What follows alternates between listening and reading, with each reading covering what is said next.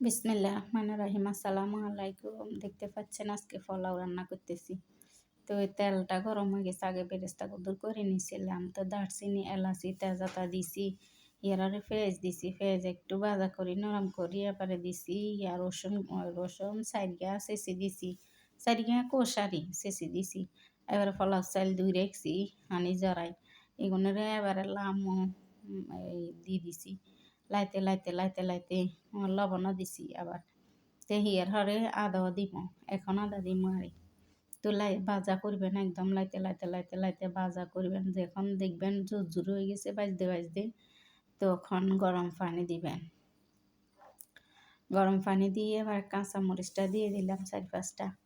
তারপরে লাড়ি চাড়ি, ব্যাস অনেকটা মজা হয়েছে। একদম জুরজুরিয়া ফাইন হয়েছে পোলাওটা। তো আমরা খেতে বসে গেলাম।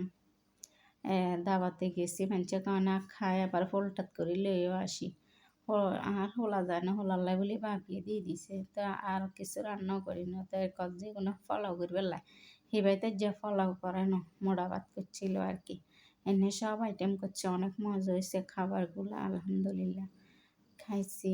তো ওই বাসাতে আজকে রাত্রে আসি আর পোলাও বানাইছি, এত কিছু আর করি না। তো এইগুলা দিয়ে খাইতেছি। ছেলে তো আর আসে না, ছেলে রয়ে গেছে। তা আর কি করা, দেখতে পাচ্ছেন আমরা খাইতেছি। আপনারা কেউ যদি খেতে চান বানিয়ে খেয়ে ফেলবেন, কেননা এখন তো আর আপনারাও খেতে পারবেন না, আমিও আর দিতে পারবো না, কি করব। তো আপনারা আপনাদের বাসায় এভাবে বানাবেন, আমি যেভাবে পোলাওটা বানাইলাম